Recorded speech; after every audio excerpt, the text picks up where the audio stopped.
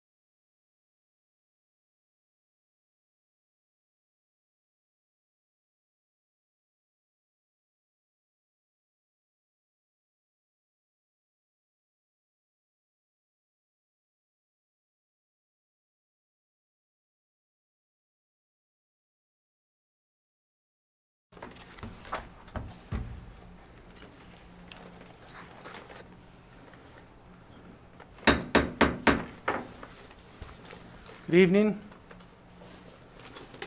Can we have a motion and a second to adjourn closed session? So moved. Second? All in favor? Aye. Aye. Any opposed? The time is 7:08. Open session is reconvened, and we'd like to start with the Pledge of Allegiance. Mr. Martinez, would you like to lead us? Absolutely, thank you. Okay, everybody with hands over your heart? Ready, begin. I pledge allegiance to the flag of the United States of America and to the republic for which it stands, one nation, under God, indivisible, with liberty and justice for all.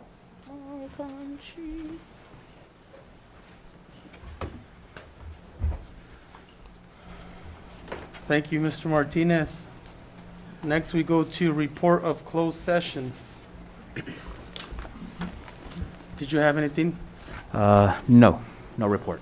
All right. Now we go to A8, adoption of agenda. Do we have Move any- to adopt the agenda. Second. any changes or pulls? All right, all in favor? Aye. Aye. Any opposed? Next, we go to item B, presentations, and that's for our Middle School District Student Advisory Committee, DSAC, presentations. And our very own Vice President, Ms. Lewis, will help us with the student speakers. Oh, it's so good to see you back. And our first presentation will be Olivia Archia. Thank you. From Cole Middle School.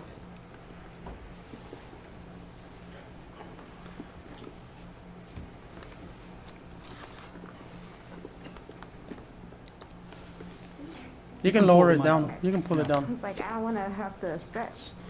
All right, can everybody hear me all right? Yes. Okay.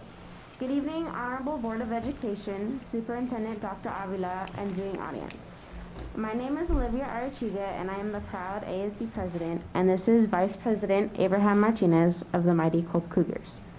To begin, Kolb teachers and students are busy preparing for end-of-the-year state testing. Thanks to our Innovate Ed team, classes focused on the term Evaluate in January and Summarize in February to help familiarize our Cougars with testing language. Kolb is also currently doing GATE and LPAC testing. We are so proud of the hard work our students and teachers put in every single day. Additionally, Kolb is celebrating monthly themes like Black History Month for February, Women's History Month in March, and more. We are including themed facts and quotes in our announcements, decorated bulletin boards, and interviewing our teachers and staff who are members of these communities. Additionally, Kolb is thrilled about the Culture Week we are hosting in April to celebrate our diverse students. Lastly, Kolb is very eager to report our success on Valentine's Day teachergrams to show our appreciation and love for our teachers and staff. We are so very grateful for our wonderful set of faculty, and we couldn't ask for a better team at Kolb.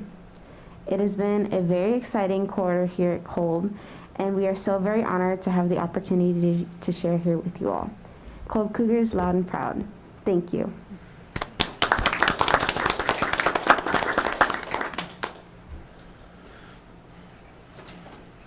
Next, Jehu Middle School, Tiffany Alvarez.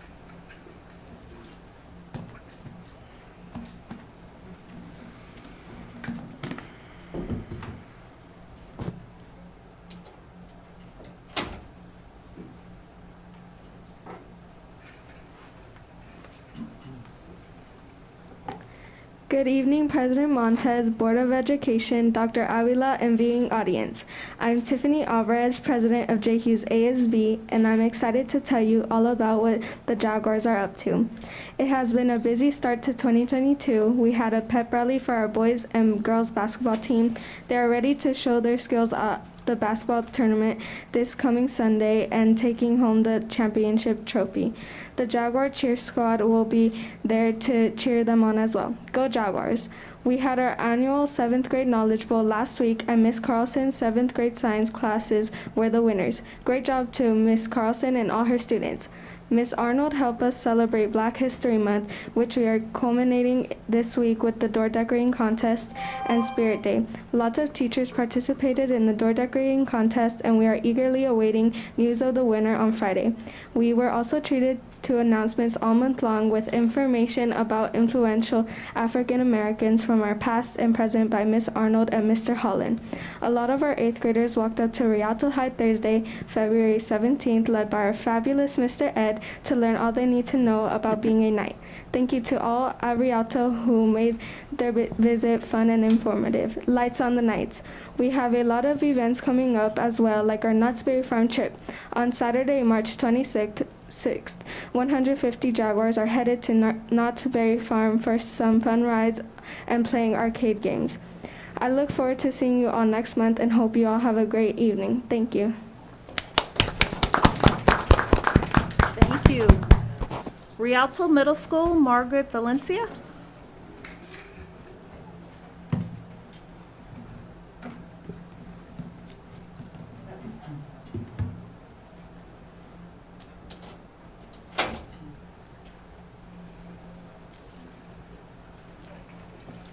Good evening, Honorable Board of Education, Superintendent Dr. Avila, and the viewing audience. I'm Margaret Valencia, and I am the proud ASB President of Rialto Middle School. I hope they are all doing well this evening. Did you know that this is the year of the tiger? According to legend, Tiger was confident that no one could compete with its speed and vigor for the celestial race that would decide the order of the zodiacs. Like their ominous zodiac animal, people born in years of tiger are vigorous and ambitious, daring and courageous, enthusiastic and generous, self-confident with a sense of justice and a commitment to help others for the greater good. That about sums up Rialto Middle School students and staff. This is definitely our year. We are currently celebrating African American History Month. We started the month off with one of our legendary ASB Spirit Weeks, where we recognize the influence African Americans have had on our society through literature, STEM, politics, activism, sports, fashion, and music. We have inspirational quotes on our windows and posters brightening our hallways. We held our annual African American History Month door decorating contest where the Bondogs stole the show, winning first place. Our BSU is currently hosting an exciting Spirit Week to culminate the month with fun activities during lunch, like red carpet fashion shows, viewings of the Freedom Riders, and basketball games. They partnered with Think Together for a movie night where students enjoyed watching Black Panther with their friends. You are invited to join us during lunch this Friday at our first Black History Bash. We'll have singers, spoken words, and many other fun activities. And last but definitely not least, RMS held a virtual awards assembly honoring our exceptional scholars who received straight A's or A's and B's. We are the RMS Tigers. We are courageous, active people who love a good challenge and adventure in life. This is our year. Thank you.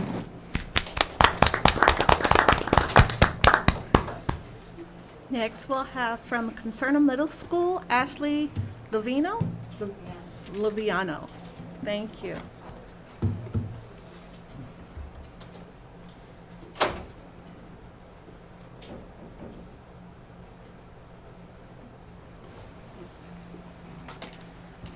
Good evening, Board of Education, Superintendent Dr. Avila, and viewing audience. I'm Ashley Viano, ASB President at Casera Middle School. I can happily say that my school has been very busy. Although we recently haven't been able to plan any event for recent dates, we are planning activities for 8th grade students at the end of the year.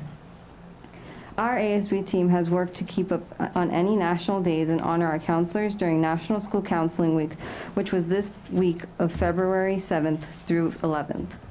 In addition, we have also been celebrating this month's Black History Month with students doing projects that teach the legacy that African Americans have left behind in our history. Last week, we had counselors from Carter High School come and grant our 8th graders a chance to pick their classes for high school.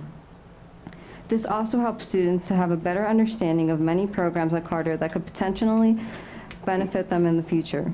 Today, we also had 8th graders go on a field trip to Eisenhower High School for a better experience and knowledge of what's to come for high school. At Casera, we also have our very own girls and boys basketball team. This Sunday, they will be competing in their very first tournament against other middle schools. The after-school sports program has helped the students improve their mental health and learn teamwork and respect. I believe that they will play to the best of their ability and win. Now, we are close to the end of the year, but hope to have a lot more done. Thank you, and good night, everybody. Thank you so much. Thank you, Vice President Lewis. Dr. Avila, I noticed you have various speaker cards. How many do you have? We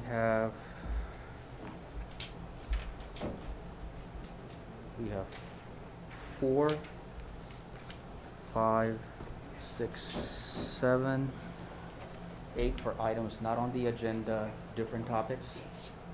And then we have 2 items on the agenda, same topic. If the board would like to consider maybe bringing these presentations back for the next board meeting, if that's okay, and then we can just go ahead and go over to comments, given that we have various speakers. Dr. Avila, are any of these time sensitive, the B, 2, 3, or 4? The only one I believe is B3. Okay, we could table and reschedule B2 and B4? Mhm. Okay, I'll make the motion to table and reschedule B2 and B4. Second? All in favor? Aye. Aye.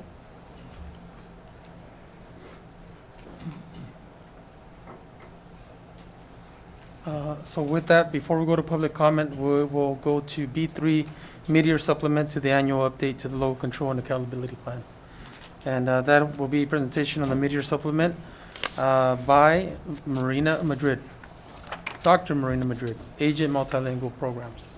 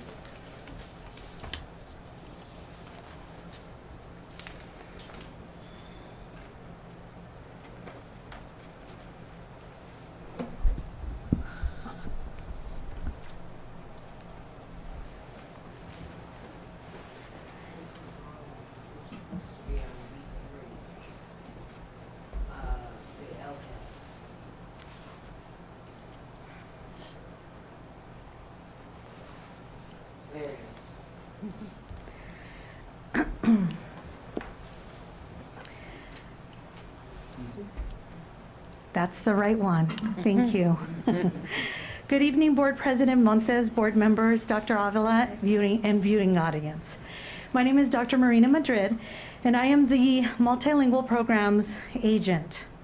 This evening, I will be presenting the mid-year supplement to the annual update to the Local Control Accountability Plan. California's 2021-22 Budget Act, the Federal American Rescue Plan Act of 2021, and other state and federal relief acts have provided local education agencies with a significant increase in funding to support students, teachers, staff, and their communities in recovering from the COVID-19 pandemic and to address the impacts of distance learning on students. The following is a one-time mid-year report to the local governing board and the public on the use of these funds. The Budget Act for the federal government was not complete when the LCAP was approved for Rialto in June of 2021.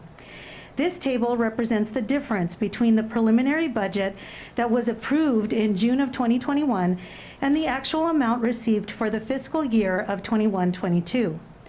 This represents an increase of about $13 million. This presentation includes reference to 5 prompts that were required in the state reporting template. The presentation makes reference to educational partners, once called stakeholders. Educational partners are students, parents, teachers, classified staff, administrators, local bargaining units, and community members. We have engaged our educational partners in the LCAP supplemental process through outreach through social media posts, automated calls, district email, virtual community meetings, presentation, feedback sessions with advisory committees, and feedback through surveys. Rialto Unified received an additional 15% of concentration funds. In addition to educator effectiveness funds, expanded learning opportunity program funds, and will receive A through G completion improvement grant funds through the 21-22 school year. During the 21-22 LCAP engagement process, educational partners expressed a need to address the learning gaps that have occurred due to the pandemic with a focus on unduplicated student population, which are socioeconomic disadvantaged students, English learners, and foster youth. Educational partners agreed that a high priority for these funds was to provide flexible opportunities for staff to support the district's literacy and numeracy initiatives, address learning gaps created during the pandemic, and provide educators with culturally and linguistically responsive pedagogy training. These priorities are reflected in the adopted Educator Effectiveness Plan. Input for the Expanded Learning Opportunities Program and A through G funds is just beginning, and the district will continue to reach out and inform educational partners of feedback opportunities. Future virtual input meetings are scheduled for the month of February through March of 2022, with a district-wide survey for all educational partners coming later this year. The Rialto Unified School District received additional concentration grant funding to provide additional direct service support to students within the district. During the 21-22 LCAP engagement process, educational partners expressed a need for direct support for students in regards to core academics and social emotional learning, with an emphasis on our unduplicated student population. Rialto Unified utilized these additional funds to support in part or entirety the positions listed on this slide. Just a few additional details for a few of these. For number 6, these additional positions assist with the focus on additional literacy and numeracy support for students. For number 7, our 10 workability liaisons are providing support for students with special needs. And for number 11, those 3 additional CTE teachers listed are providing direct support to students as well as decreasing the staff to student ratio. Efforts to continue meaningful partner engagement were refined and improved through input and feedback on its educational partner groups through the development of the Learning Continuity and Attendance Plan, the 21-22 LCAP, the Expanded Learning Opportunities Grant Plan, and the ESSER 3 Expenditure Plan. Feedback from educational partners was received through surveys for both parents and students, feedback through parent group and advisory committee meetings, town hall meetings, Google Meet COVID-19 focus groups with site administrators. Rialto Unified School District has implemented the Federal Elementary and Secondary School Emergency Relief Expenditure Plan, ESSER 3, to safely open and operate schools for continuous and safe in-person learning through the purchase, distribution, and maintenance of personal protective equipment, PPE, by upgrading facilities to reduce the risk of virus transmission and the exposure to environmental health concerns, and by creating a COVID health technician position to support contact tracing and lead COVID response support. ESSER 3 monies have also been used to address the impact of lost instructional time through the expansion of the district's traditional summer school program, with supports for students to address academic recovery opportunities and address students' social emotional needs, through the expansion of after-school tutoring, and by updating and increasing the amount of technology available at each school site by obtaining additional hotspots, Chromebooks, webcams, headphones, and tablets. All technology has been able to be obtained and implemented at all 29 schools, and as a result, students have been successful in accessing the internet and academic software programs both at school and home. All fiscal resources allocated to the Rialto Unified School District have been used consistent with LCAP actions. Rialto Unified School District state, local, and federal funds reached nearly $423 million for the 21-22 school year. This total included almost $13 million in federal relief funds through the ESSER III plan. Through February of 2022, approximately 76% of the total funds allocated for this school year have been spent on actions related to our district LCAP goals. The next part of our presentation includes updates on the metrics that we included in the LCAP. Here, we are reporting our most recent winter iReady scores for English language arts. The first column shows our overall data, and the next three columns include those unduplicated student groups that require reporting by the state: English learners, socioeconomically disadvantaged students, and foster youth. Here, we are reporting our most recent winter iReady scores for math. The first column shows our overall data, and again, the next three columns include those unduplicated student groups that require reporting by the state: English learners, socioeconomically disadvantaged, and foster youth. In this next section, we will be looking at each of our LCAP goals and reporting out our mid-year progress according to the metrics identified for each goal and the percent of the budget that has been expended for each action. Goal 1 centers around student achievement, with students succeeding at every grade level and graduating high school ready for college, career, and life in the 21st century. Metrics for Goal 1 include A through G completion rate, graduation rate, iReady reading, and iReady math.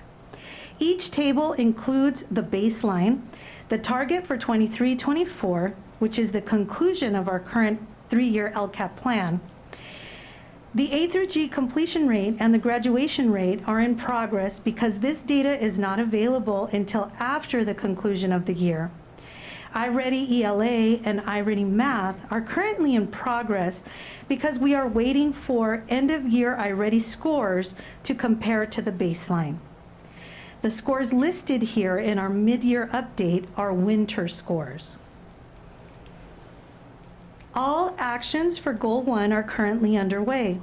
Additional funding was allocated to the expansion of the TK-12 Independent Study Program due to the high demand of parents for this service. There are over 700 students currently enrolled. In the area of technology, we have been able to reach 1-to-1 on student devices, and currently we are in the process of moving our first graders to using Chromebooks. Goal 2 centers around conditions for learning with highly qualified teachers and professional learning communities that promote a culture of continuous improvement for student achievement. Metrics for LCAP Goal 2 center around instructional strategies and instructional materials to ensure that students have the resources and instruction needed to achieve at high levels. Metrics within Goal 2 are currently in progress and will be reported at the end of the year LCAP update.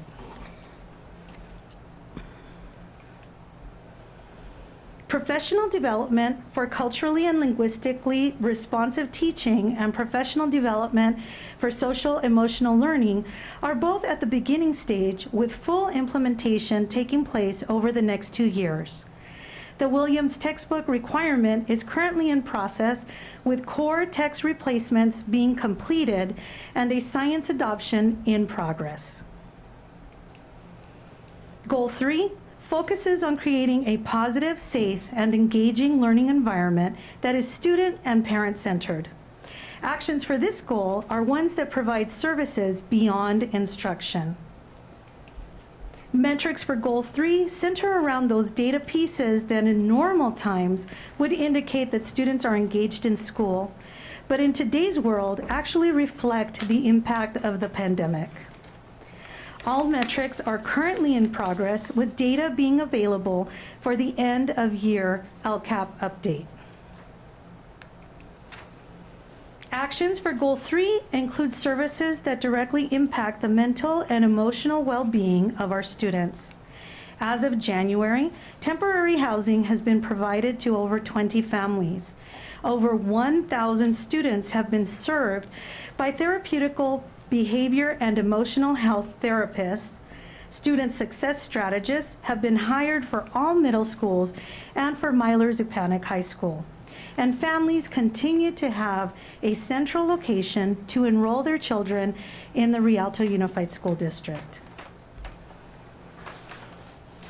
In closing, I would like to express that the continuing impacts of the COVID-19 pandemic, including the challenges of hiring staff, implementing health and safety protocols, and addressing learning acceleration needs, has presented many challenges in the first half of this school year. Despite these challenges, the Rialto Unified School District is committed to implementing the LCAP to provide the necessary services to our students. We acknowledge and sincerely thank the hard work and dedication of our employees, the support of our parents, and the resilience of our students to continue to reach for excellence. And now I'll open it up to any questions that you might have. Yes, I have a question. Questions? You need the light. Yes, so looking at the budget for Goal 2, line item number 4, culturally responsive teaching and learning, expenditure to date is 0. Literacy training is at 9%. Special education, equity and inclusion, we budget amount, but expenditure to date is 0. I can go ahead and respond to those. Yes. Yes, some of those, while the initiative has started, they are still listed as 0 because the expenditures haven't been completely charged to the budget yet. So for example, culturally and linguistically responsive pedagogy, we've contracted with Dr. Shiraki Hawley to provide that training, but it hasn't been billed yet because it hasn't been completed. There are teachers that have attended that training, but it still hasn't shown up as an expenditure in the budget because it hasn't completely gone through that process. So while it may show as a 0%, that doesn't mean that it hasn't started. It just means that the charges haven't completely come through. And that's the same for the math training. Because looking at the iReadiness scores, nothing is in the blue, and this is halfway mark. We have a lot of these key areas that, did the training get started late? Some of the training did start later because of our substitute shortage, and so that has been a challenge that we faced at the very beginning, and so some of these initiatives have had to be reworked in order to be able to implement. For example, some of that training that you mentioned for math, while initially it had been scheduled to be something done with substitutes, because of the substitute shortage, it had to be, things had to be reworked so that trainings are taking place after school or maybe on a Saturday in order to pay teachers to attend rather than paying for a substitute. Okay, so we're almost through the school year. So some of these programs really are not going to get implemented until next. Some of them may be pushed back a little, but I think that when we have our end of year LCAP update, that you'll be able to see, those charges come through and those percentages of implementation come up. And the percentage that you're seeing is the percentage of the budget that has been spent on that particular action. Okay, because it's quite a few, and there's, you know, key items that as a board, we've been approving, and the students need it and the parents need it, but, Absolutely. you know, And the there is a- data there is not really with the budget what we see, Yeah. so. And there is a process. For example, something comes to board, and then the action begins, and then time cards are turned in, and they don't get charged to the budget We- until the following month. We understand that Yeah. process, but when you project one report, like the service has started, and the funding is not correlating, and we're already in almost March with so much of the deficit, when are we going to pick this up on these key areas? Now, part of the budget have been implemented and is doing quite well, but these are the ones that were not in the blue.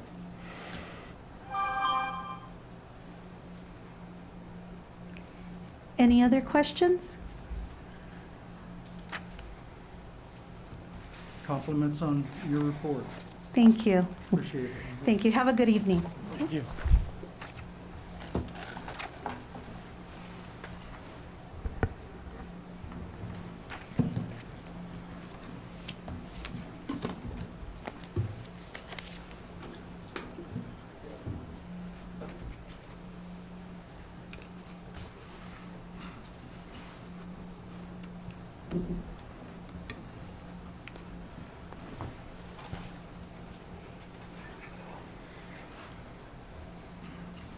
So next, we're going to go to comments. We're going to go to comments, item C1, public comments not on the agenda. And before we do that, before we start with comments not on the agenda, I'd like to read a statement here with permission of our board.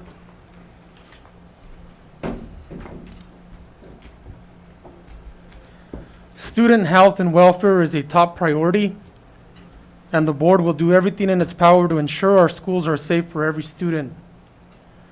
As this matter very recently came to the attention of the board, we will take immediate action to review and address this incident and the surrounding allegations. Due to the confidentiality and privacy laws, the district cannot comment about any specific students or employees, or discuss any actions taken relating to students or staff. That said, the district will fully cooperate with law enforcement's investigation and, in addition, will conduct an internal review consistent with its legal obligations and take appropriate action as necessary. Let's go ahead and bring the first caller.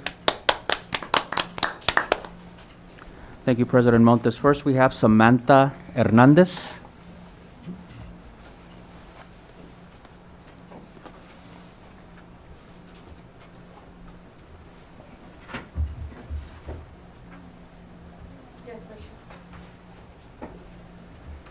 Good evening. Can everybody hear me? Good evening. My name is Samantha Hernandez Ortega. I'm an attorney with Alder Law.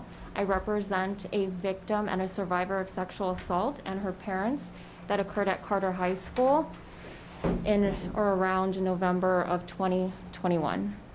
I'm here today not to discuss the incident, but to ask the board whether, based off of the charges that are brought here today, earlier today by the DA, whether or not the board plans on taking any disciplinary actions against those two vice principals.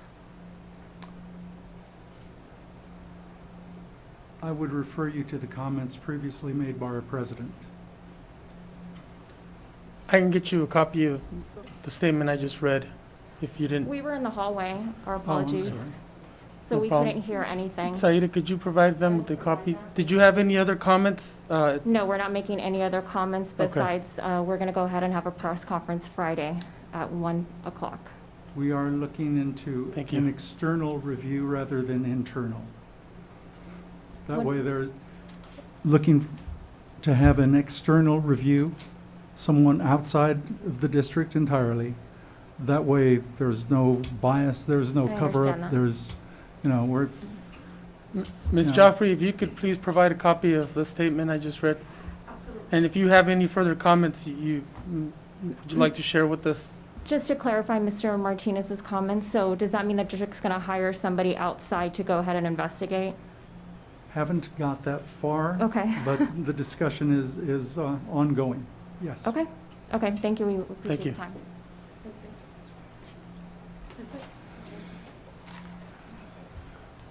Thank you. Thank you.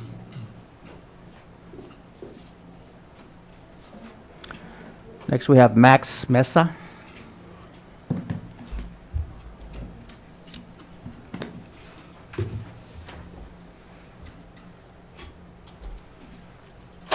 Welcome.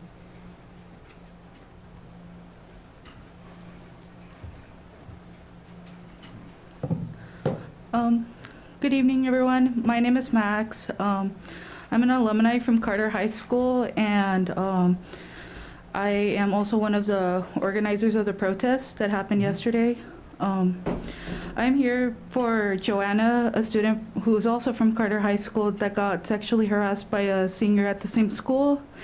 I'm here to stand up for you and have everyone know your story and the truth.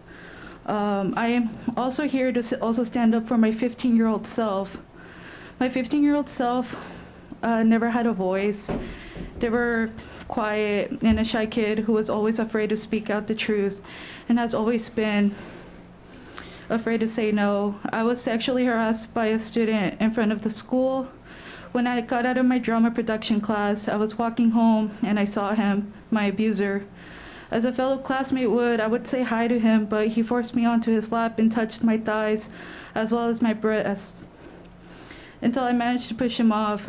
Luckily, someone saw the scene happen and they walked me home to make sure I was okay. The student was a thespian in theater class. When I spoke out the truth, no one believed me. I wrote an incident report at the school and I told my dad. My dad left his job to go speak to the school and call the police. The school told my dad they will investigate the situation and work with the police, but unfortunately, the school told the usual saying, boys will be boys, and nothing was done. My dad couldn't help me anymore because he needed to work. The student continued to sexually harass me by asking me to show him pictures of my feet. I was growing desperate. I told the theater teacher about the incident and unfortunately didn't do anything. Instead, I was kicked out of the theater production for my own safety. Sadly, the sexual harassment did not stop there, and I kept getting sexually harassed by students I thought I could trust. I started to hide myself. I would hide in the H building hallway to eat lunch and stay away from people. I would cry and beg security to let me eat lunch in there because I felt safe. I would ditch class to not be around the students who sexually harassed me. I would have constant anxiety attacks and I was afraid to walk to class in a huge crowd, afraid someone would touch me. I went about 5 months without getting sexually harassed until an alumni who used to wrestle for Carter messaged me. Little did I know, he forced me into his car and drove me to Jerry Eves Park. I was forced to kiss him and he kept touching my thighs and breasts and squeezing me. He wanted to have sex with me and I panicked. I begged him to drop me home because I had a family emergency. I showed him a random house and told him that's where I lived. As soon as he left, I ran home crying. I was 17 at the time and he was 21. And you may be wondering, why didn't I report all the sexual harassment that happened to me? Because the school failed to help me in the first place. Many people do not report sexual harassment because the reports go unnoticed and many of us give up. I gave up because I was scared that the blame was going to be switched on me. I'm so sick and tired of Carter High School and the Rialto Unified School District doing absolutely nothing about protecting those who get sexually abused. As I wrap this up, many people's reports go unnoticed because many schools, companies, or people's reputations want to be protected. Do not protect the schools, companies, and people's reputations. Protect the individuals getting harassed. Carter High School staff and faculty and teachers, I am disappointed in you for not protecting your students. You guys are mandated reporters. You're supposed to protect the students and report any abuse, not protect the abusers. Thank you for being brave and coming forward. Thank you. Next is Nicole Rojas.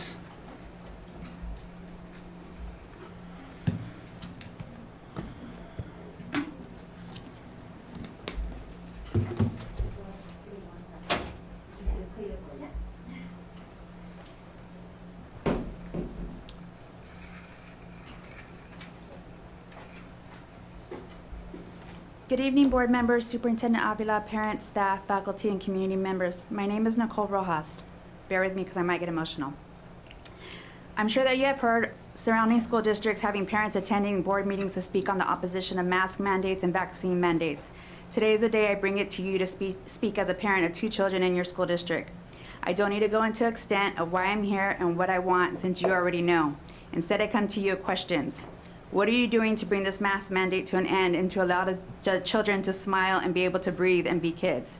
What are you doing to avoid the vaccine mandate to allow children to attend school and receive the education this nation promises to them? What are you doing to allow teachers to teach with a smile and be able to reach their children through education instead of hiding behind a mask? We are a free nation, but recently it feels as though we are entering a nation of dictatorship. Do you really want to be part of that? I ask that you don't be that district that chooses to segregate the vaccinated from the unvaccinated. This is like you forcing them to wear a scarlet letter. I understand that there are some parents, even faculty and staff, that feel safe to wear a mask, and I respect that. So I ask that you make the mask mandate and vaccine mandate the choice of the parents or the students. I remind you, the parents are the ones that gave birth. They provide, protect, and support their children, so make it their ultimate decision. The following districts have implemented mask choice. Join them: Roseville, El Dorado, Buckeye, Placerville, Rancho Santa Fe, San Jose, and Eureka, to name a few. I'm fully aware of your restrictions that you have upon you since you received ESSER funding. I'm aware of this since I myself work for a school district. Pay back the funds you have used and received and go against the shepherd that is leading you down this path of fighting parents for their children's rights, fighting the faculty and staff for their jobs. Aside from ESSER funding, remember, you also get funding for the attendance of children in your district, so try to avoid losing that funding by keeping your kids in the district. On a separate note, I just ask, have any of you ever tasted the school lunches that you're serving? Because we have as parents during the pandemic, and you really need to taste it because it is horrible, and how we're making these children taste that food or even eat it is beyond belief.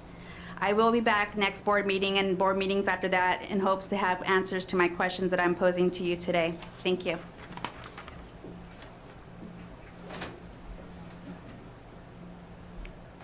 Michelle Cates.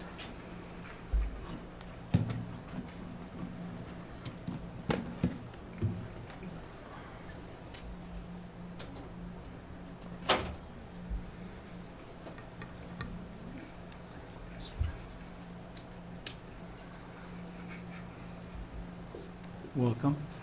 Hello, good evening. Thank you for allowing me these few moments to speak tonight. I know it's been a very heavy night, and the last few speakers were very touching. My name is Michelle Cates. I am the Executive Director of Partners Against Violence, formerly known as San Bernardino Sexual Assault Services. We are the Rape Crisis Center that serves this area and has for the last 50 years. I felt like tonight was the appropriate opportunity to come back in and speak to the board, talk to you all about the services that we provide, which include free counseling. They also provide evidence-based prevention education services to schools that reduce risk factors for sexual violence. In addition, we provide advocacy and support. So, students that have experienced sexual trauma have rights, and they have the right to an advocate. We are here tonight, one, to just express our support to those victims for coming forward and speaking up, and also our intention to work with and support Rialto Unified School District. So I have brought some information here for you all tonight. I'll leave it with the officer, and we'll be available after for any questions as well. And we hope to hear from you all soon. Could you please state a phone number or contact information for the public? Yes, I sure will. We have a 24-hour crisis hotline. And that number is 909-885-8884. As well, you can also go to our website at www.partnersagainstviolence.org. Thank you. Thank you.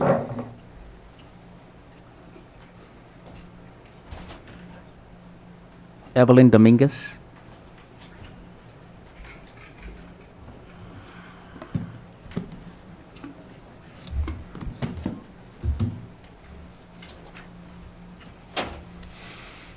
Welcome.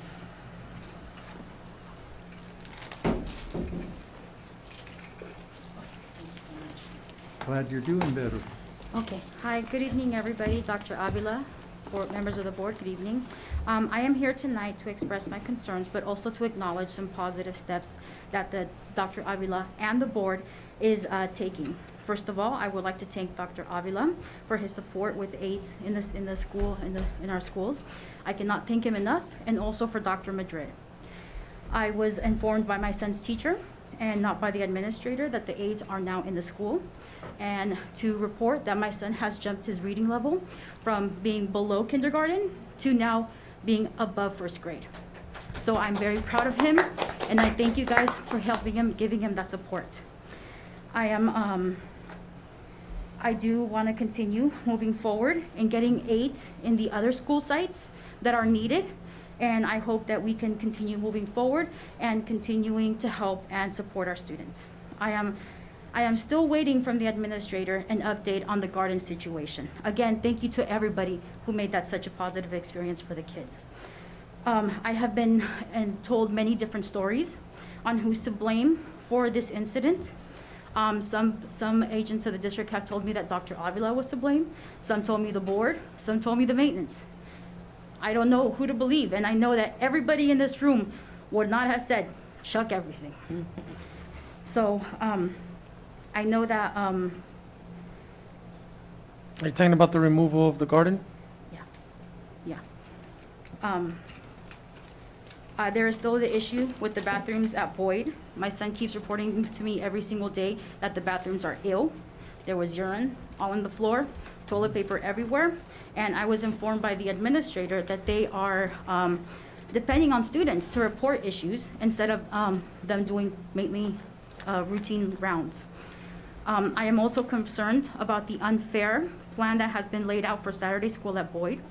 All students should have the opportunity for tutoring, not just at Boyd, but for every single school site and every single grade within the Rialto School District.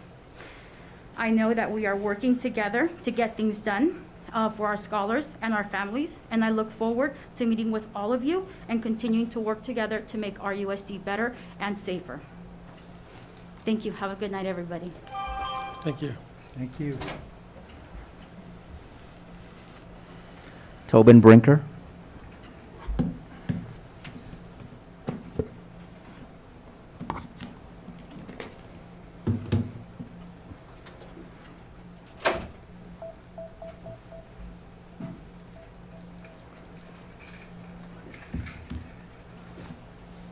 Welcome. Good evening. Tobin Brinker, teacher at Frisbee Middle School. Whenever I tell people that I teach middle school, I get this funny look, you know, like, oh my God, you're crazy, right? Can you do that? And don't get me wrong, I love my job. I've been doing it for many, many years, 22 years at Frisbee Middle School. I love my job, but it's a tough job. And this last week, it's been tougher than it had to be. And the reason for that is we had no internet. The internet went out on Friday. And you would think that with the 3-day weekend, someone would have figured it out, but we showed up on Tuesday, no internet. Today, at the very end of the day, we got the internet back briefly, and then it went out again. And we had to juggle. You know, teachers, we improvise, we figure it out, and we make it work, but it was a lot harder than it had to be. And here's what I want to say, because I've heard that it was not a district issue, that it was actually an AT&T issue. When we have a problem like this, we are a major institution in this community. We spend a lot of money, I'm sure, with AT&T, and somebody should have been on the phone with them on Friday, screaming and yelling to get this thing done before we had kids on Tuesday. And I got to say it should have been done when we came back on Tuesday. And that we didn't have it on Tuesday, and that we didn't have it today, that's just wrong. That's just wrong, and I don't care I'm not here to point fingers at you all. I'm just here to say my life and the life of all the teachers and all the kids at Frisbee Middle School were a lot harder than they had to be because we didn't have internet. And you know, it's so funny, in the past we used to have other things we could use. I remember having the overhead projectors. All those things are gone. So, you know, how do you display information if you can't put it on the screen up on the TV without the internet, you know? And it just was very, very frustrating. And then my final thought that I need to share is we've got a lot of young new teachers in this district. And one of the younger teachers at Frisbee explained to me how this affected them. And I don't know that they're coming back. I'll be honest. I think that, you know, we're going to lose good people in our district if we can't work these things out. If we're not providing the basic things that we need to be successful in our job, people are going to leave. And you need to know that. I mean, this is something that should have been taken very, very seriously and handled on Friday when it happened. Not Tuesday, not Wednesday, on Friday. So thank you very much. Thank you for letting us know. Thank you. Michael Montano.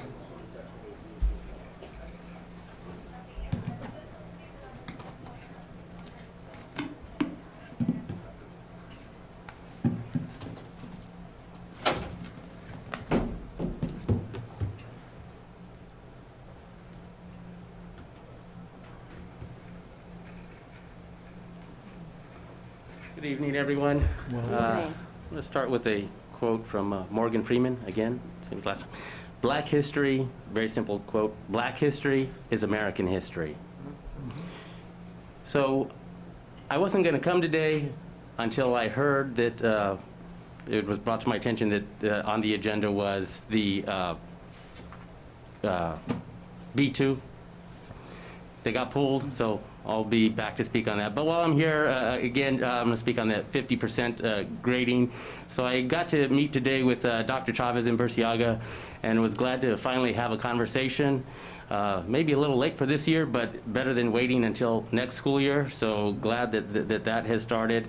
And since I'm here, I'd also like to thank Rhonda Kramer for releasing me to be part of a think tank with CTA that is working to organize a seminar to help re-engage and re-energize teachers with all the extra stress and trauma that's been thrown at us with the pandemic and teacher shortages, and hopefully some of our teachers in the district will get to participate in that in May. So again, I'll be back next time when that's back on the agenda, but that's it for today. Thank you. Thank you. Mirna Ruiz.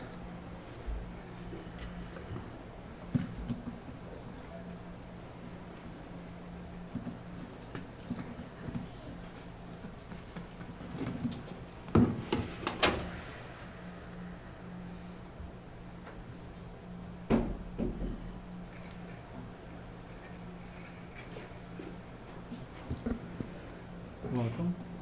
Good evening, board members, cabinet, and community. My name is Myrna Reese, and I'm here tonight to speak about Alianza Latina, our parent Latino group.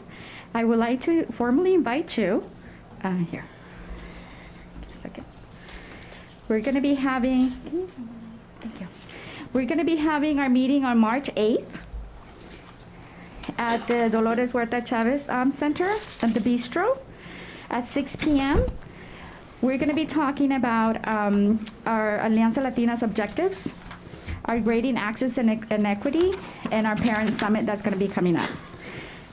So I'm handing out some flyers if you guys can see them, and hopefully we can see you there.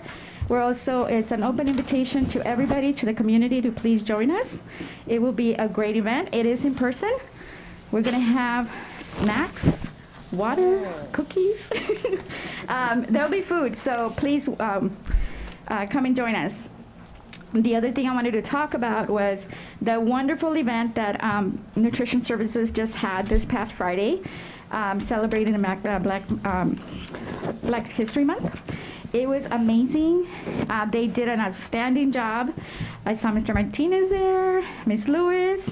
We missed everybody else, but I think it was amazing. As always, they do such a wonderful job.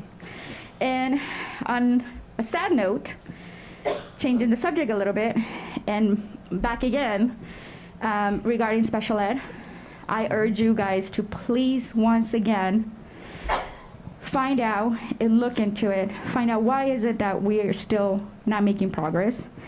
We're still failing our students when it comes to special ed. We have been bringing this up over and over again, and it's getting really frustrating. I don't know what else we need to do, what else we need to schedule, investigations. Why is it that we're having a lot of employees from the special ed department resigning?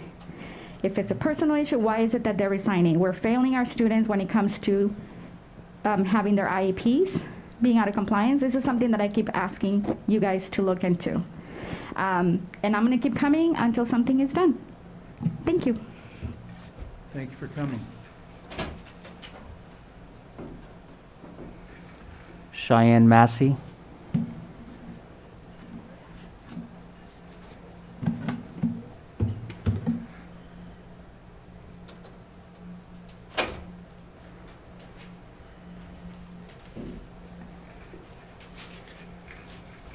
Welcome. Hi, my name is Cheyenne Massey. I'm a mother of a 6-year-old, and I'm here to talk about mask mandates. I work in medical. I work at a pediatric dental office. I miss seeing the parents and the kids' faces, and when my son goes to school, he seems miserable. And I received an email last week and a voicemail first. I thought they stated masks were going to be out the door, but that was only for vaccinated students and staff. And I thought that was kind of weird because even if you're vaccinated or unvaccinated, you can still catch the virus. And I just was baffled by that. There's no, whatever science you guys are kind of going off of, it's not really there. The CDC has said the masks that we have don't work, the cloth masks especially, the regular medical masks, not really doing much. So I'm just kind of confused as why our kids are still wearing masks. That's kind of it. These kids need to be without the masks. We need to get back to them seeing their teachers, their other fellow students smiling. It's hard. It really is. It's not right. And I've emailed, the first time I emailed was like the beginning of school, and I was like, the science still isn't there. And then I got the voicemail this week, and I was like, okay. I was kind of confused, especially with a lot of schools across the United States are kind of dropping it, and I'm just kind of baffled as to why we still have it. That's it. Thank you. You're welcome. Thank you. That is all for items not on the agenda. Thank you, Dr. Avila. Now we go on to public comments on agenda items. We have two. We have Tobin Brinker.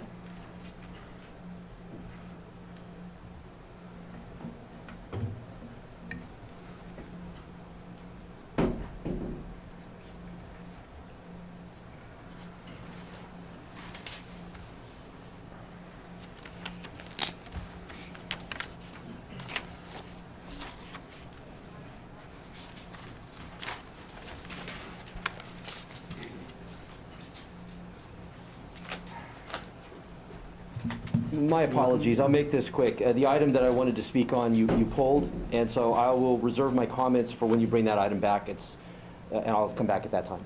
Thank you. Okay.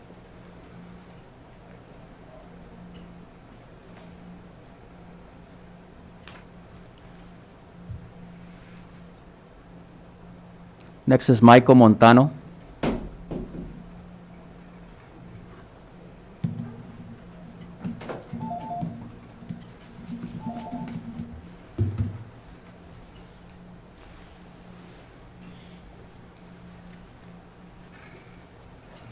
Hello again, and same thing, B2 was pulled, so I2 will be back next time it's on.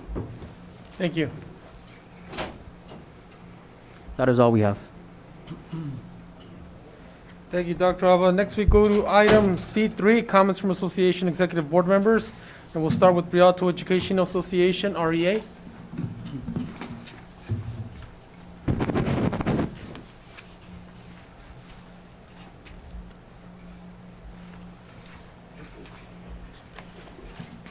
Welcome. Well, good evening, Mr. Montez, Board of Education members, Dr. Avila, District Admin and personnel, REA members, colleagues, family members, parents and friends. My name is Teresa Robinson, and I am the negotiation chair for REA. It is with great pleasure that I come tonight to present to you our proposal for 2022-2023. So I want to give you a pre-warning. Our proposal is a little aggressive. You might look at it and say, woo, that is a lot. But understanding the times that we're in, it will help you to understand what it is that we're asking. REA is coming on behalf of not just our members, but also our students, to see what is best for our students, whether it's from elementary school to the middle school to the high school, whether it's counseling at the elementary school level. As I sat here and I heard parents speak of the mask mandates, what's best for our students, and I'm thinking of SEL. There's so many things that are needed for our school and for our members. And so therefore our proposal is keeping in line with that. So therefore, when you take a look at our proposal and you see what it is that we're asking you, also keep in mind that even the state, the governor put in place certain funding to make sure that a lot of the things that we're asking for is able to be met. So with further ado, or without further ado, I'd like to present to you our proposal to each and every one of you. So thank you for this opportunity. Thank you.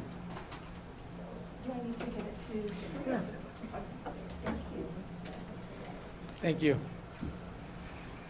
Thank you.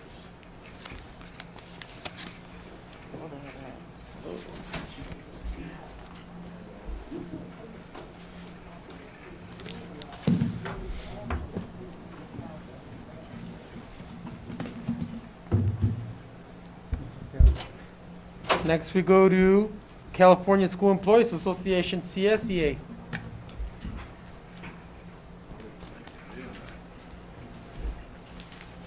Good evening, Rialto Unified Family. I'm Chris Cordasco, Good evening. Chapter President for CSEA Chapter 203. Tonight I just want to advocate on behalf of the classified staff at Carter High School. With all the recent situation, a lot of staff there is feeling mentally stressed. A lot of scary stuff going on, and they would ask that we get some extra support at the site. Specifically, Dr. Avila, if you could, I know you're busy, but take an hour sometime next week and go visit the site, meet with the staff there, let them know what the district's doing to support them. They would definitely appreciate that. And that's it. Thank you. Good evening. Thank you. Next, we go to Communication Workers of America, CWA.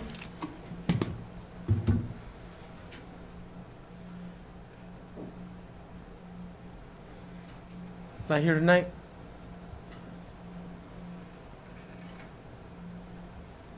REA would like a little more time.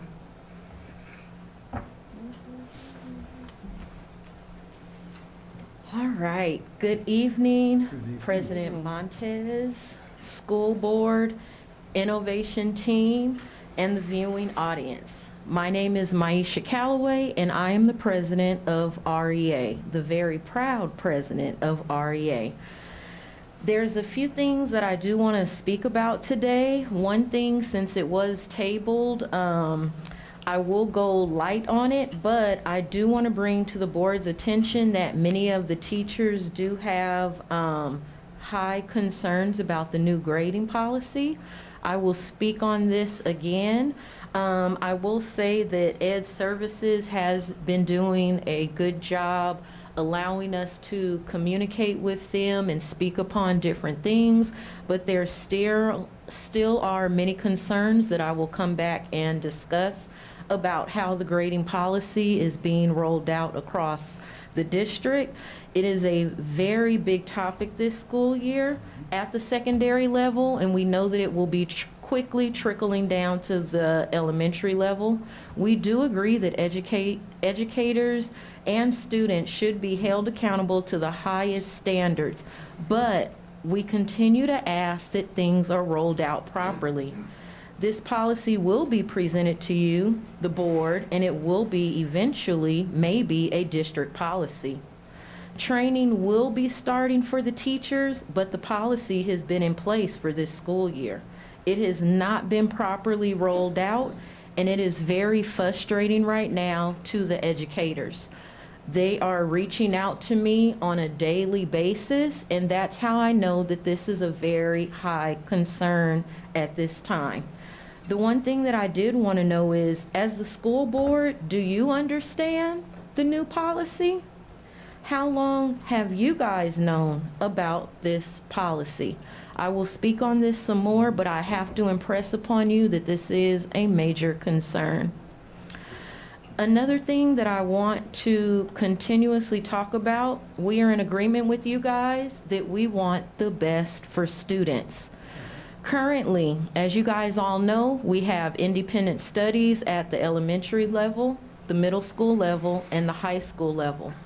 We have been in discussion with the district, but there are major issues that have still not been addressed. The internet is an issue. Our independent study teachers are teaching at school sites. They use the internet all day long.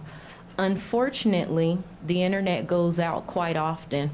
The students are getting so used to the internet going out that normally when the teacher freezes or drops, a student will step in and teach their classmates.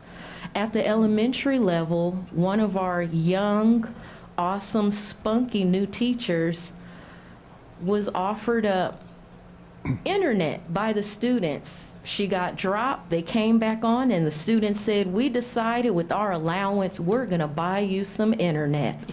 So it's cute and that's loving and caring, but what does that say when the students are so used to what's going on that they feel like the teacher, the school, whoever cannot afford internet? So they want to chip in, and that's good, but we need internet.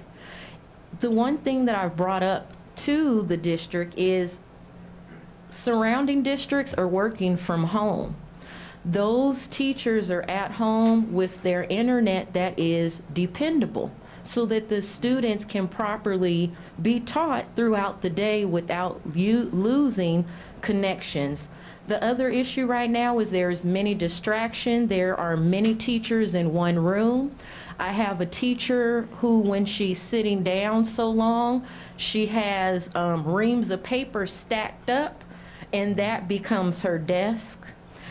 Dividers were put in, but when I went and tested the dividers last week, they cancel out no noise, and they're also falling on the teachers' heads as they teach. I state again, what is best for the students? We say that we plan on doing this virtual learning next year, but when are we going to be properly ready if it's already February going into March and these simple things have not been figured out yet? These teachers are so awesome. They've been patient, but they're doing what they can with what they have. When are we going to make sure that they have what they need to properly do what's best for our students? The other thing that I spoke about last board meeting is still something that is very heavy on my heart, and that's safety. We need more safety officers at the secondary level. When I say this, I just get stares and, oh no, it's fine. There's obviously an issue when the fights that are occurring at some of the sites. We had a rumble in the restroom with about 30 students. 5 teachers tried to step in, and the rumble was so wild that it took a student to tell one of the teachers, "Miss So-and-so, you need to step back before you get hurt." So that's interesting when even the students are now protecting the teachers when they are having these conflicts with each other. We need to stop checking boxes just to say what we have. We need to stop showing these beautiful slideshows just to say what we have, and we need more action. My heart is very heavy. As of last week, I started to feel like we're kind of the Titanic. One side of the ship is up properly floating, but the other side has holes. We are sinking. These teachers are crying out to me. They're crying out to their admin. And on their behalf, we need to do more on a lot of these campuses. You guys are the school board, and we are hoping that you can assist us. We need things around here to happen faster. We need things around here to happen faster. What is best for our students? Now, I want to thank all of our unit members for everything that they are doing. They are working hard, and I want them all to know that the hard work is not going unseen. I know this has been a super tough year, but I want them all to stay encouraged and keep up the hard work. Keep each other encouraged, take those deep breaths, and when you can, relax and take time to yourself. Thank you for taking the time to listen this evening, and I will see you guys next board meeting. Thank you. Thank you. Thank you.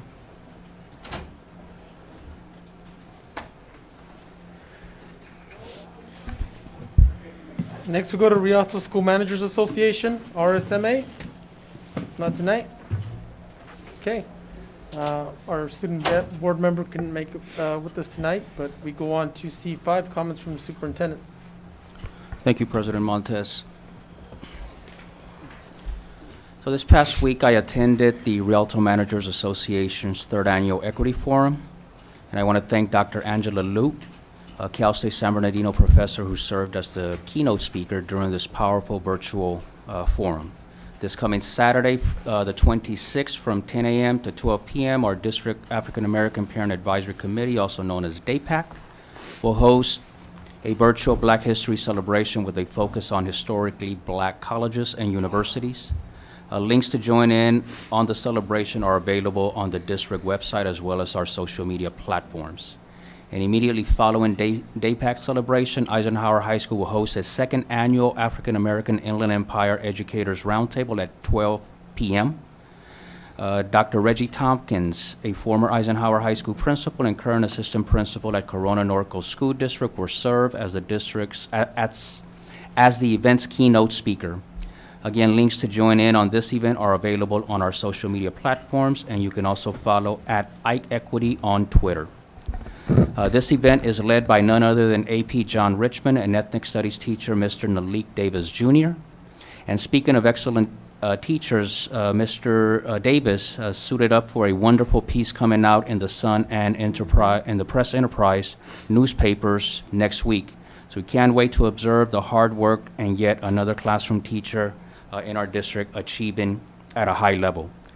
And also, another state recognition for the RUSD, and this time is Dr. John H. Myler High School, which earned a second California Department of Education Model Continuation High School Award. The school is WASC accredited and is also home to our very own student board member, Julian Hunter. Congratulations to Principal Kyla Griffin and AP Christy Streff and every staff member classified and certificate there at the school for doing the amazing things they do for our students. And our next meeting is in March, so a big shout out to all women for everything that you do as March ushers in Women's History Month. Thank you very much. Thank you, Dr. Avila. Next, we go to C6, comments from members of the Board of Education. And we'll go with ladies first. Ms. O'Kelly? Okay. Well, I just want to talk a little more about what Ms. Calloway was talking about with the internet. I don't know what the problem is with the internet, but we cannot have virtual learning and this and that and the other thing if it's going to go out every other minute. I mean, that has to be extremely frustrating. So I need to know what needs to be done to make it more reliable? What do we need to purchase, or what do we need to have done to get our internet where we can depend upon it? I think that's very important in this day and age. So I think that needs to be looked into. It will. I'll ask staff to prepare a report for this weekend for the board. Okay, thank you. And also the additional security guards, definitely. Definitely at the second high school level. No question about it. The calls I get. Thank you, Ms. McKelly. Ms. Walker?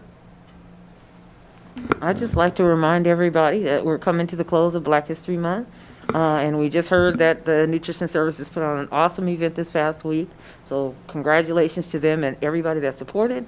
And a reminder, as Dr. Avila said, that we have this Saturday, the District African American Parents Advisory Council is doing their annual celebration virtually. So make sure that you get the link, participate, and I hope you enjoy yourselves as well this week. Thank you.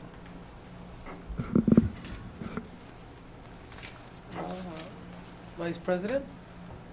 Ms. Lewis? Yes, when I hear comments, I think of a Polaroid picture. It's just a snap. And it's a snap that just particular to one event. I was excited and I went out to visit Fitzgerald Elementary School and I saw a movie, not a Polaroid. I saw the kids in action. I had a tour of the library, met with the teachers and met the students and saw the joyfulness and their desire to learn. We're back in school. We're down to the nitty-gritty. In my profession, when you have to get the old tissue out, you have to take off the scab. And I think as a district, COVID, we're back in school, we're getting into the nitty-gritty. We are cleaning out old wounds. We are trying to recover. We have to identify the problem, and I think it's very healthy for parents, for staff, for teachers to identify issue so we can be laser focused and start afresh and start anew. But there is progress, and I have hope, and I'm not afraid to get my hands dirty because this is our commitment to our community, our children, and our parents. I'd like to recognize two outstanding African American parents, my father and mother. My father is 93. He is a school teacher, and he had the long commute from working in Chicago Public School, and we lived in Huntsville, Alabama. So he made that 10-hour drive because he had 6 kids, and he wanted to be able to give us a better opportunity. So he made that sacrifice. And my mother made the sacrifice. She has a PhD in life. She has that mother wit and common sense. And not only did she care for us, her 6 children, while my father worked in Chicago during the week, but my grandmother and my great-grandmother, we all lived together, and she would rent out a room if she needed more money. So, you know, I know that education is the great equalizer. It's a commitment that all these teachers that are working under these conditions have because they know that it's going to make an impact. And I think it's the same thing with our administrator. The food at the school district is delicious. I've been to like 4 different cafeteria, and you know, I went to breakfast, lunch, and all the little barbecues and the Black History, and it's delicious. And everyone's palate is different, and kids would want Doritos no matter what. So I think our staff give choice and selection, and the way they put out breakfast and lunch, and people can pick up boxes, is a district that I've just like, wow, you know, and the turkeys that they gave away was just outstanding. So we really supply food, the gardens, we grow it. I just want to commend our nutrition staff. And I just thank you so much, President, of reading that statement, of really expressing the board commitment regarding health and wellness and safety. Thank you so much. You're welcome. I just have a question. Was the translator able to translate the statement earlier? I can Is look he into it. available?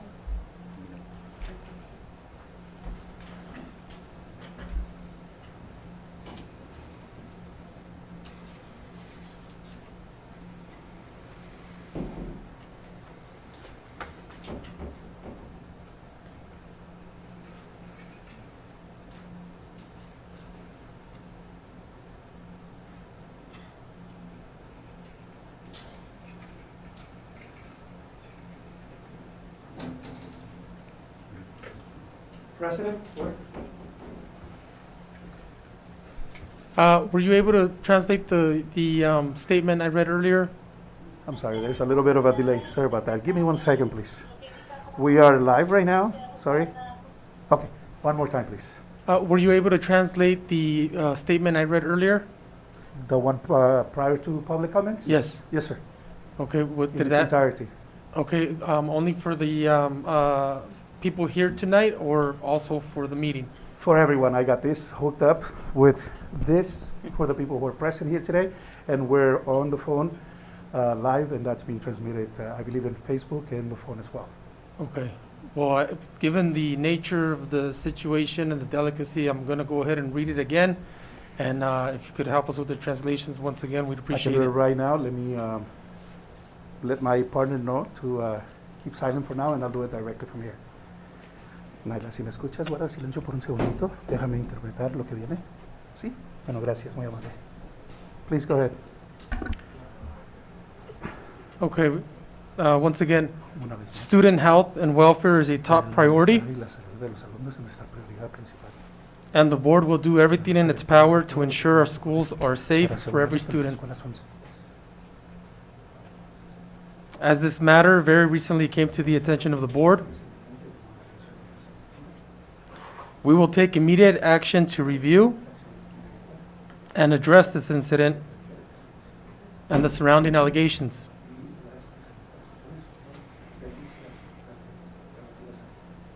Due to confidentiality and privacy laws, the district cannot comment about any specific students or employees.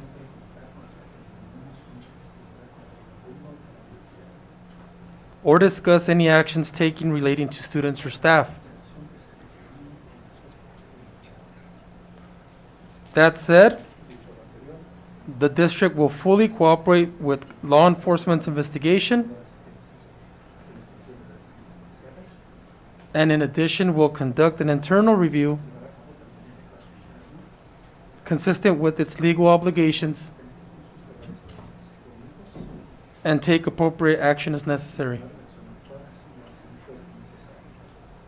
One thing I wanted to add that I did not mention earlier is that the district will also be commissioning a third-party independent investigation for review.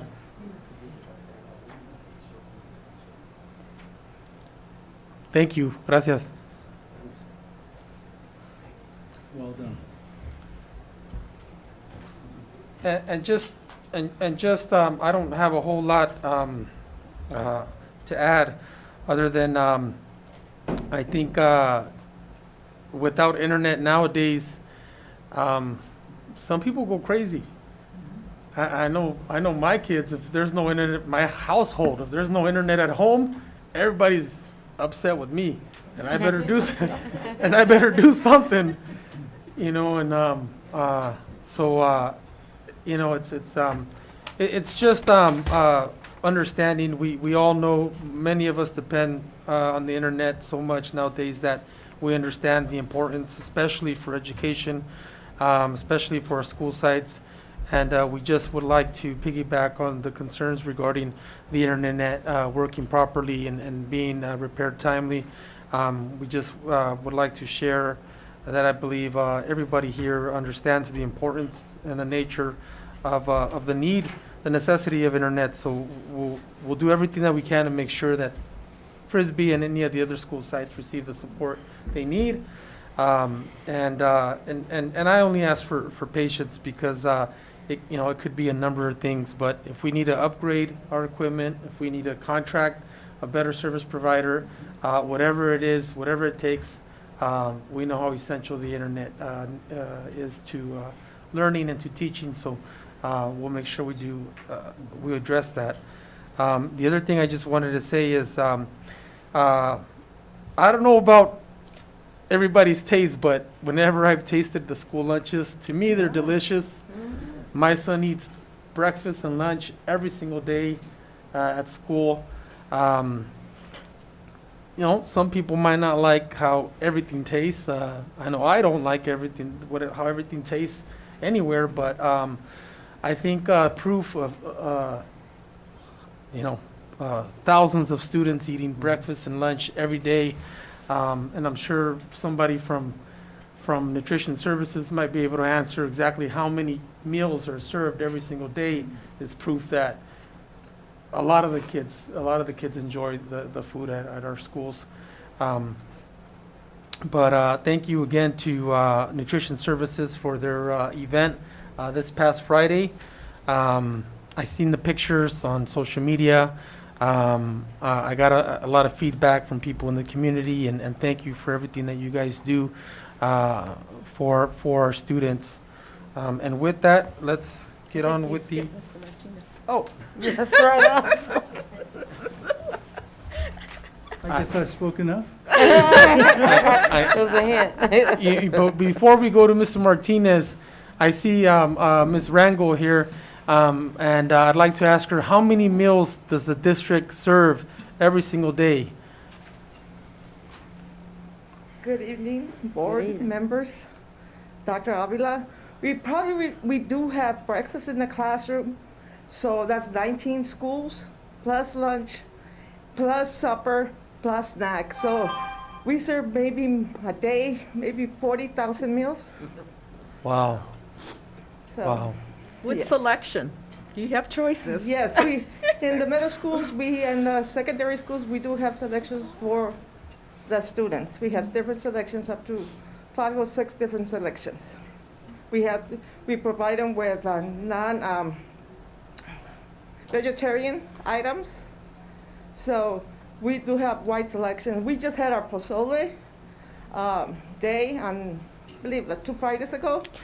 I never thought I'd see the day that the public schools would be serving pozole. And we also That's awesome. That's we also awesome. offer them plantains for last Friday with turkey. So we offer different things to celebrate Black History Month. Thank you. You're welcome. Thank you very much. Before you run off, you may be able to help me with my comment here. I understand that we are required, and this is probably what a lot of the kids don't like. We're required to have 51% wheat and 49% flour. That's really an acquired taste. Yes, and we have to make it work so the kids could, they could get a good taste. So we have strict guidelines. One of them is salt, the sodium, and that's what we have. It's really restricted. So. Yes, and I just wanted the public to understand why. Yes. Our hands are tired. We have certain mandates on health, and Yeah, we cannot have no fried foods, and I know the kids love that, and we're not allowed to have that either. yeah. Well, when you guys started serving tortillas, I was sold. But they're not flour. They're Yeah. Corn. 5149, yeah. Yes, Maybe one day. one day, once they take those restrictions off. Thank you very much. Thank you very much. Please keep up the good work. Thank you all. Good night. Mr. Martinez, I apologize. No need to apologize. We've been together way too long to have something like that step between us. Okay. As for the internet, Dr. Avila, this is for you to investigate, really, and it goes to one department. Is the issue an inside issue or an outside issue? I believe it is an outside issue, a provider. Can you please check on the cost of having an alternate provider? In other words, I believe it's either AT&T or Spectrum that we are contracted with. And if we contract with both, then one goes down, the other doesn't, hopefully.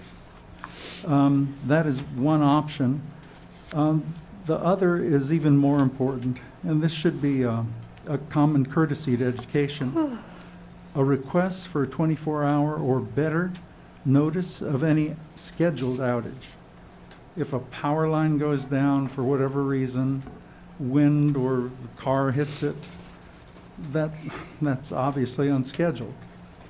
But in the times where they can let us know, I'm just requesting from them the common courtesy, because they need to step up their game. Okay, thank you, Dr. Avila. As for masks, as I understand it, things have changed for every place but schools. Right. So I hate these things too. And if I fidget with it and play with it and my glasses get all fogged up and I hate it, I can imagine how much my educational grandkids hate it. The governor is considering, I understand, making it an option, but until then, the mandate is at schools, everyone wears masks, including students. I don't like that either. So, Mr. President, let's continue. Thank you, Mr. Martinez.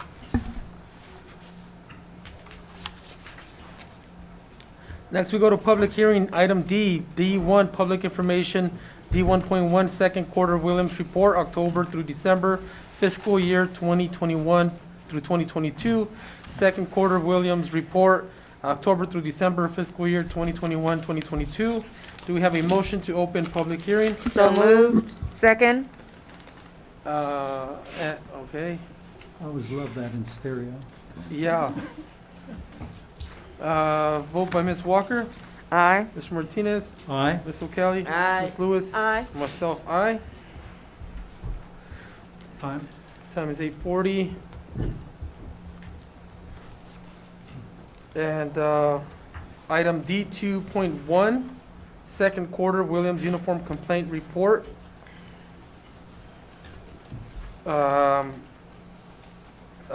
Compliant report. Do we have anybody wishing to speak on this hearing? We do not. Okay. Move to close public hearing? Second. Okay, that's item D3, to close public hearing. All in favor? Aye. Aye. Any opposed? The time is 8:41. Next, we go to item E, consent calendar items. All items on the consent calendar will be acted upon in one motion unless pulled by Board of Education members or the superintendent for individual action. Move to approve the consent calendar? Second. Do we have any pulls or questions for any items? Question? Which item? E 3.9. E 3.9. Do you have any other items? And F.1. F. That's on Oh, consent. that's a discussion? Okay. So in items under the consent calendar, we have E 3.9. And if it's okay with the board, can we approve all other items? And then we'll take action on 3.9 separately. We don't have to pull, I just had a question. Oh, you have the Discussion. I think it'd be better if we just act separately on it. Do we have a motion to approve all items except for 3.9? So moved? And a second? Second? All in favor? Aye. Any opposed? Okay, now we go to E 3.9.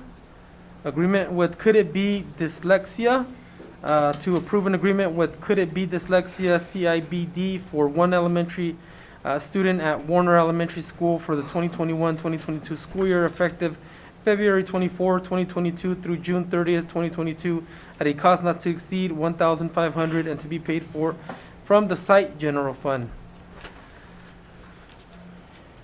And go ahead, Vice President Lewis. Okay, so just looking at this, is this service not available to other students? Or we have to approve it individually for each person requiring? This service is being approved for this one student because this is a specific need that this one student has. And that's why it was brought forth for this one student. So in our district, do we have any type of dyslexia specialists that identify? We do have dyslexia support, but it's something that has started this year, and this is a service that is already established and where they have more experience. Is this an IEP compliance requirement? No, it is not an IEP compliance requirement. Okay.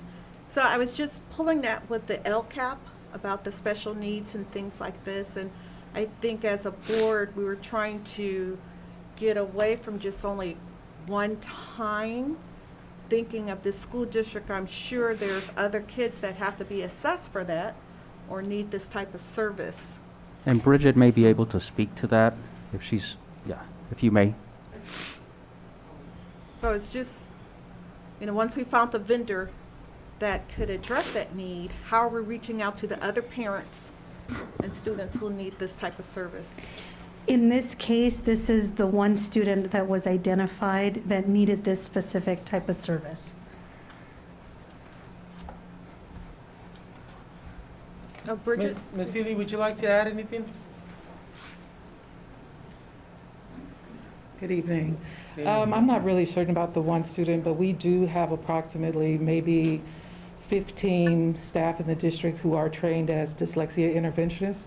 They went through a 2-year program through NEHouse.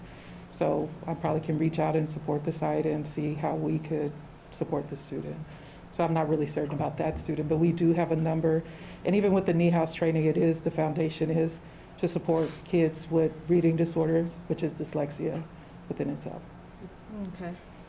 It's just strange that one person out of all these will get this particular service. Okay, that was my question. Thank you. But other students are getting help with dyslexia? Oh, yes, we have begun training. I know Beth brought in a lot of training back from NEHouse to do, I want to say K through, 3rd grade? Yep. To address a lot of the reading challenges for the students, to be more preventative. All right. So even though this service is Right. for one student, we do provide similar services for other students. Yeah, I just wanted to make sure the equity and is to identify that we have that in place. Thank you. Thank you both. Thank you. Any other questions or comments? We good? Do we have a motion to approve item E 3.9? So move. We have a Second. All in favor? Aye. Aye. Any opposed? Next we go to item F, discussion action items. F1, extended school year ESY program 2021-2022. Move to approve. Second. And the item is to approve the proposed plan, calendar, and schedule for the 2021-2022 extended school year ESY program for all eligible students with disabilities at a cost not to exceed $600,000 and to be paid from the general fund. Any questions or comments? Well, I Board just, Member Lewis, did you have a question about that? regarding F1?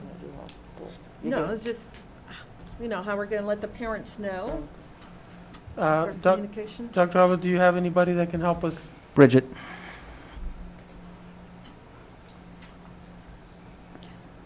So I can speak to it. Going home. So I can speak to it. We are making sure, we're ensuring that all of our students. The microphone is off.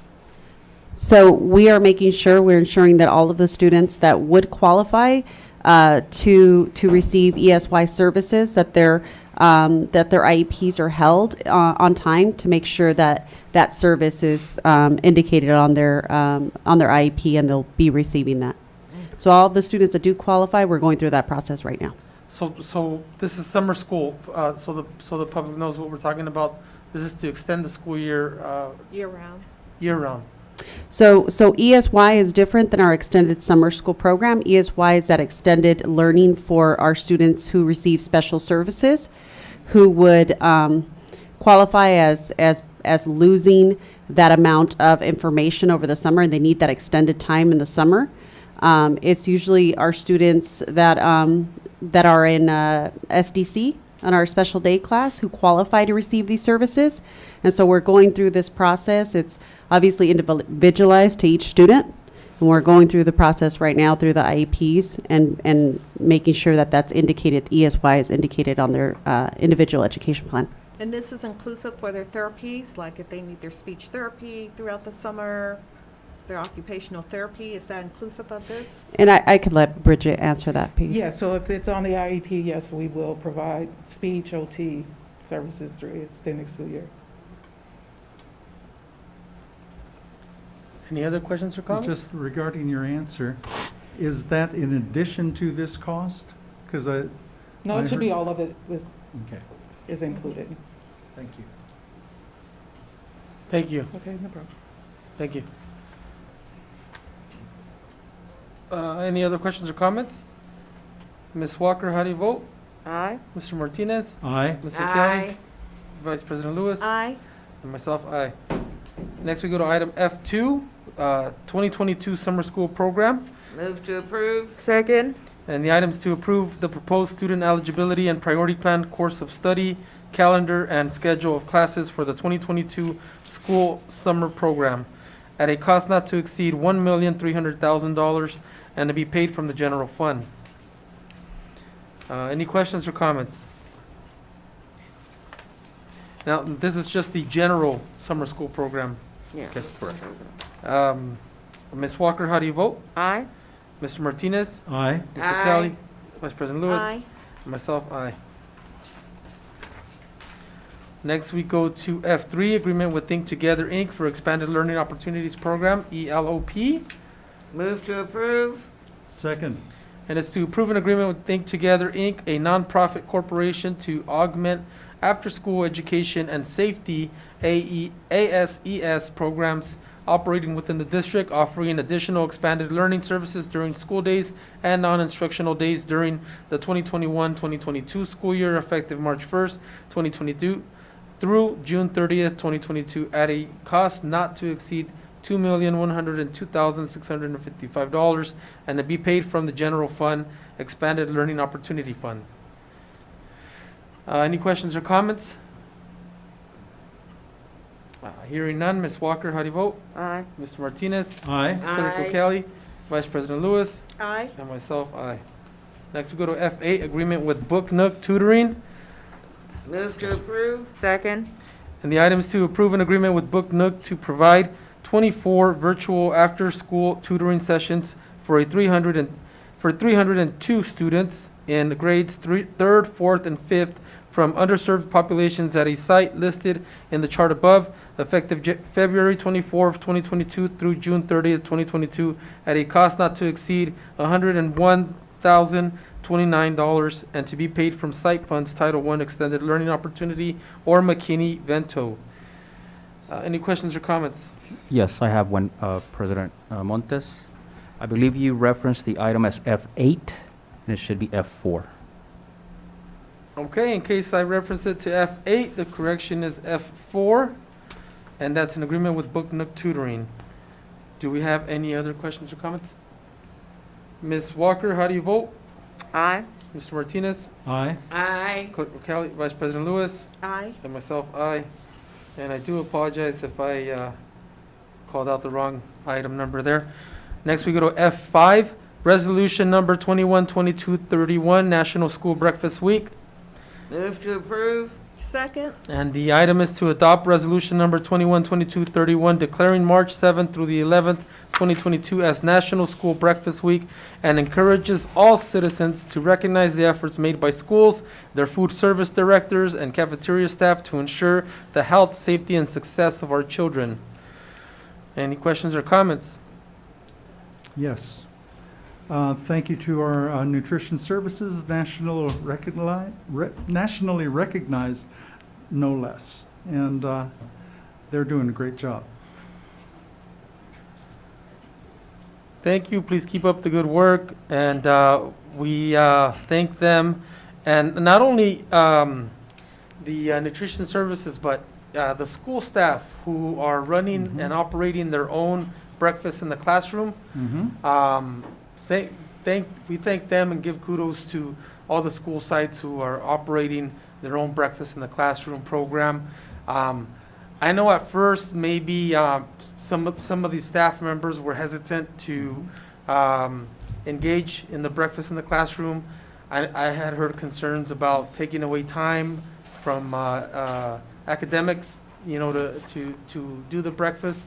But I think it's a wonderful opportunity for SEL, social emotional learning. I think it's a wonderful opportunity for teachers to sit with their students and share that small special time to nourish themselves in the morning. And all these meals are free. Yes. And that's something that the community, used to have Deeply appreciates. Yeah, so as the district pushes for towards everyone. right, and so as the district pushes towards the goal of eventually implementing breakfast in the classroom to all school sites district-wide, we ask for patience. I know there's been people in the community who have come to ask for, hey, you got breakfast in the class at this school, but not at this school. It takes time. Nutrition services can only move so fast. Our schools can only adjust to all of the recent changes so fast as well. We're understaffed. We're dealing with a lot. All of our school sites, all of our departments could use some help, but I have faith that eventually we'll get there. And I want to thank our superintendent, his leadership team, and everybody that's making this a reality. So thank you. Quick comment off this, but all night long people have been saying, we need this, we need this, we need this yesterday. Please realize how many needs there are. They're all very extremely important. If we were 100% staffed, it would be easier, but the reality is we're not. And thank you to those who are able to serve, to be here. Greatly, you're all greatly appreciated always, but bear with us. We'll get there. Mr. President. Thank you. If we have no other questions or comments, Ms. Walker, how do you vote? Aye. Mr. Martinez? Aye. Clerk Kelly? Aye. Kelly, Clerk sorry. Kelly, yeah. Sorry. Kelly. You don't know my name? No, it was a tongue twister there for me. Aye. Vice President Lewis, thank you, and myself, aye. Next, we go to F6, Resolution Number 212232, approving the acceptance of general fund grant funds for the Rialto Unified School District International Healing Garden Project. So moved. Second. And the item is to adopt Resolution Number 212232, approving the acceptance of general fund grant funds for the Rialto Unified School District International Healing Garden Project. Any questions or comments? Comment. Thank Supervisor Vaca and also Assembly Leader Reyes. They've both funded this very generously, and the community appreciates it, and it will be well used, and it is in high need wellness. Thank you, Mr. President. And I look forward to one being on Baseline, the next site. Yes, that would be really nice. Mr. Martinez is right. Both Board Supervisor Joe Baca Jr. and State Assembly woman Eloise Reyes have helped with get some funding for this healing garden, and we do thank them again for their tremendous help in securing some funding for that. But as I believe we still have some ways to go in securing some more funding for this project. Correct, Dr. Avila?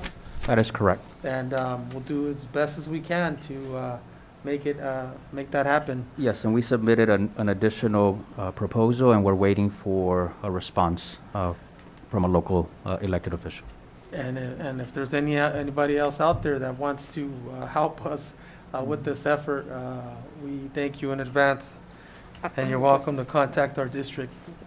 How much was the funds from this particular, 2 million. 2 million for Yes. the, and then how many gardens did we end up So- being able to start the project? Well, So this far with one, this? this one is separate. This is for the garden we're building across from Cusera Middle School. Mhm. So this is for that Across the particular thing. project. Okay. But we have the gardens, we've used other funds and other grants to provide the gardens at the elementary and some of the other schools. Okay. Thank you.